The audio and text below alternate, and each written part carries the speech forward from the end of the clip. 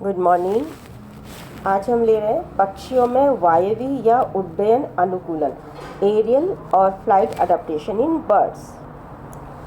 Young के अनुसार पक्षियों को वायु का स्वामी कहा जाता है। उनका प्रत्येक अंग व तंत्र उड़ने के लिए रूपांतरित हो जाता है। इनके कंकाल हल्के, मजबूत, मांसपेशियां शक्तिशाली और जो पिच यानी कि पंख जो है देह ऊष्मा का संरक्षण करते हैं। इनके नेत्र प्राणी जगत में सर्वाधिक तेज होते हैं। अब सबसे पहले हम लेते हैं एक्सटर्नल अडेप्टेशन। आकृति, पक्षियों का जो तर्कु रूपी शरीर जो है आगे से नुकीला वायु का न्यूनतम प्रतिरोध प्रदान करता है, इसलिए ये वायु में भी सुविधापूर्वक उड़ते हैं। कॉम्पैक्ट बॉडी, सहज शरीर, पृष्ठ की ओर हल्का परंतु मजबूत, अधर की ओर बाहरी शरीर वायु में संतुलन बनाए रखने में सहायता करता है। पंखों का वक्ष पर ऊपर की ओर संलग्न होना फेफड़ों जैसे हल्के अंगों की उच्च स्थिति, पाचन अंगों की नीची और मध्य स्थिति भी महत्वपूर्ण संरचनात्मक परिवर्तन है। Body of covering of feathers, पिच्छों का देही आच्छादन। पंख, पक्षियों के महत्वपूर्ण लक्षण हैं हल्के पंख, शरीर को चारों ओर से ढकने वाली वायु का एक बड़ा कंबल बनाकर रोके रखते हैं और शरीर की उत्प्लावकता, आकाश में उड़ते रहने की क्षमता को बहुत बढ़ा देते हैं।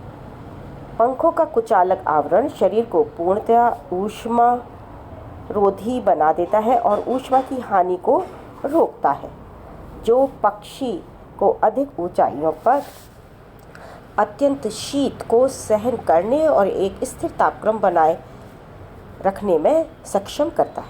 अब है forelimbs modified into wings. अग्रपाद अद्वितीय और शक्तिशाली अंगों अर्थात पंखों में परिवर्तित हो गए हैं। पंखों के लंबे उड्डयन पक्ष पिच कहलाते हैं।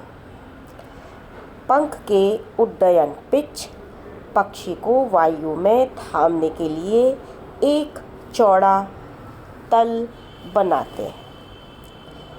पंख का विशेष आकार वायु के दाब में ऊपर कमी और नीचे वृद्धि तथा पीछे न्यूनतम विक्षोभ यानी कि जो डिस्टर्बेंस होता है, टर्ब्यूलेंस जिसको हम कहते हैं, उत्पन्न करता है। कम से कम यह पक्षी को वायु में आगे और ऊपर उड़ने में सहायता करता है।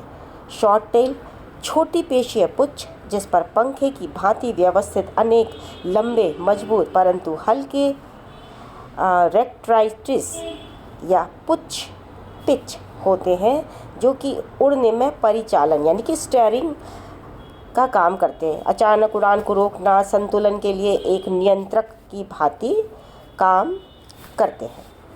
अब है चोंच। अग्रपादों का पंखों में रूपांतरित होने से चोंच की उपस्थिति उचित रूप से क्षतिपूर्ति कर देती है। बाहरी दांत अनुपस्थित होते हैं। मुख से अपेक्षाकृत एक हल्की व श्रृंगी चोंच निकलती है, जो वस्तुओं को उठाने में चिमटी के रूप में प्रयोग में ली जाती है। इसके अलावा चोंच घोंसला बनाने में भी प्रयुक्त होती है। अन्य जंतु जो कि यह काम अन्य जंतुओं में अग्रपादों से किया जाता है, किंतु यहाँ पर जो अग्रपाद है वो किस में रूपांतरित हो गए? पंखों में। इसलिए ये सारे काम किसके द्वारा होते हैं? चोंच के द्वारा। अब है मोबाइल नेक एंड हेड। पक्षियों की ग्रीवा बहुत लंबी और लचीली होती है, चूँकि पक्षियों की चोंच खाने, पंखों को साफ करने, घोंसला बनाने, आक्रमण, सुरक्षा, अन्य सभी कामों में प्रयुक्त होती है। अतः ग्रीवा का लचीलापन और सिर की स्वतंत्र गतिशीलता बहुत महत्वपूर्ण होती है।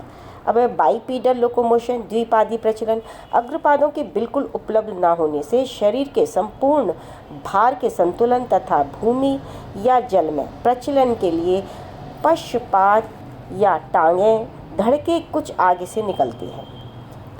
बाइपीडेलिटी पक्षियों की एक विशेषता है, जैसे कि उड़ना, क्योंकि सभी उड़ने वाले पक्षियों ने दो टांगों पर चलने के अभ्यास को बनाए रखा है। टांगें अपेक्षाकृत अधिक मजबूत भी होती हैं। अब है इंटेग्यूमेंट। ढीली त्वचा उड़ने के लिए एक आवश्यक परिवर्तन है। यह कंकाल पेशियों की गति के लिए भी उत्तरदायी है। इंटरनल एडेप्टेशन, पक्षी के आंतरिक शरीर में भी अनेक रूपांतरण होते हैं जो उन्हें उड़ने के लिए अनुकूल बनाते हैं। उसमें कौन कौन से हैं? पहला है लार्ज मसल्स ऑफ फ्लाइट, उड्डयन की बड़ी पेशियाँ। पीठ की पेशियाँ अत्यंत अपहासित यानी कि रिड्यूस्ड होती है, लेकिन वक्ष की पेशियाँ अत्यंत विकसित होती हैं। एक वृहत अंश पेशी पैक्टोरेलिस पंख को नीचा व एक लघु अंश पेशी पैक्टोरेलिस माइनर और पैक्टोरेलिस मेजर, ये एक तो वृहत हो गई और एक लघु हो गई, ये पंख को ऊंचा उठाती है। अब है पर्चिंग, पक्षी साधन। पक्षी के पश्चात उसके वृक्षवासी जीवन के भली प्रकार अनुकूल होते हैं। पेशियाँ भली भांति विकसित होने की वजह से पक्षी वृक्ष पर भली भांति बैठ पाता है। उसके बाद है अंतःकंकाल, उड़ान के लिए अनुकूलन पक्षियों के कंकाल में स्पष्टता दिखाई देता है। अस्थियों का हल्कापन व वातिल, जिसमें कि एयर भरी रहती है, वातिल से तात्पर्य जिसमें एयर भरी हुई होती है, तो हल्कापन और वातिल होना और अस्थि मज्जा के स्थान पर वायु कोशों के द्वारा ये भरी होती है। कशेरुकाओं यानी कि वर्टिब्री के आपस में जुड़े होने के कारण वर्टिब्रल कॉलम का पृष्ठभाग अधिक दृढ़ होता है, जो कि पंखों की क्रिया के लिए एक सुदृढ़ आलंबक या आधार प्रदान करता है।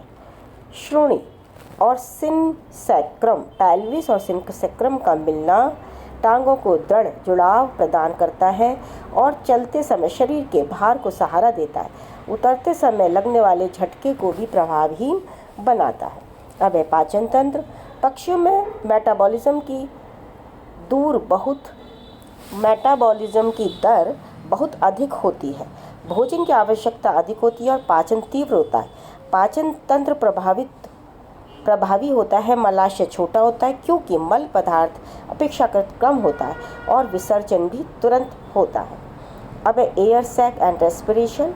पक्षियों के फेफड़े प्रत्येक श्वास के साथ रिक्त हो जाते हैं। वहाँ अवशिष्ट यानी कि जो बची हुई वायु है वो नहीं रहती, जिससे श्वसन अधिक प्रभावी रूप से संपन्न होता है। उड़ते समय पंखों की गतियाँ वायु कोशों को दबाकर और फैलाकर श्वसन में योगदान करती है।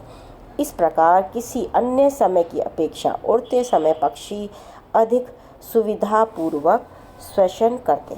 अब है वार्म ब्लडेडनेस, उष्ण रुधिर समतापता। पक्षी समतापीय जंतु होते हैं।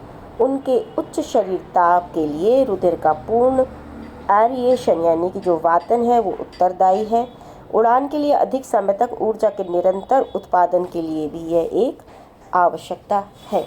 परिसंचरण तंत्र, तेजी से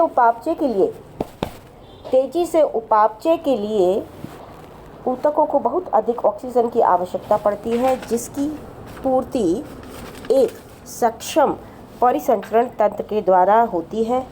इसी के अनुसार पक्षियों का हृदय बड़े आकार का 4 कक्षों का शक्तिशाली होता है। दोहरे परिसंचरण के कारण ऑक्सीजनेटेड और डीऑक्सीजनेटेड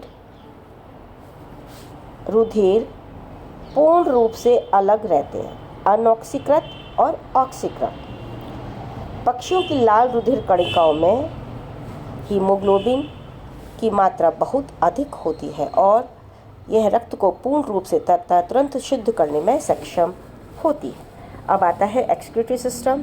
पक्षियों में मूत्राशय का अभाव होता है, इससे शरीर का भार कम होता है और अर्ध तरल मूत्र तुरंत बाहर उत्सर्जित कर दिया जाता है। उत्सर्जित तरल का जल वृक्कों की वृक्क नलिकाओं और अवस्कर में पुनः अवशोषित हो जाता है।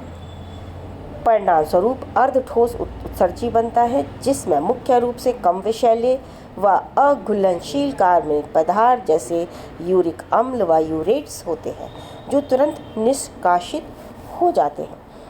ये सभी लक्षण शरीर का अनावश्यक भार घटाने में सहायता करते हैं। इस प्रकार यह एक महत्वपूर्ण कार्यात्मक उड़ान अनुकूलन है। लास्ट एक है ब्रेन एंड सेंस ऑर्गन्स। पक्षियों का ब्रेन अति विकसित होता है। इनमें संतुलन, पेशीय समन्वय यानी कि मसल्स कोऑर्डिनेशन की क्षमता विशाल होती है। पक्षी संसार से प्रमुख संपर्क के लिए गंध की अपेक्षा अपनी दृष्टि पर निर्भर होते हैं, अतः उनके नेत्र बड़े होते हैं, सिर के बड़े भाग को घेरते हैं और दोनों नेत्र मिलकर मस्तिष्क की अपेक्षा भारी होते हैं। इनके नेत्र तीक्ष्ण दृष्टि के लिए अनुकूलित होते हैं, जिससे पक्षी बड़ी ऊंचाई से भी छोटे छोटे जंतुओं को देख सकते हैं। पक्षी रंगों का भेद करने में सक्षम होते हैं। ये गुण इन्हें विपरीत लिंग को पहचानने और भोजन के चयन में सहायता करता है। उसके बाद सिंगल ओवरी। मादा पक्षी में केवल एक बाईं ओर के एकल क्रियाशील अंडाशय की उपस्थिति भी भार में कमी करती है, जो उड़ने के लिए आवश्यक है। इस प्रकार पक्षी स्थलीय, वृक्षीय तथा विशेष रूप से वायव प्रकार के जीवन के लिए अनुकूलित होते हैं और इस प्रकार यंग ने इन्हें मास्टर ऑफ एयर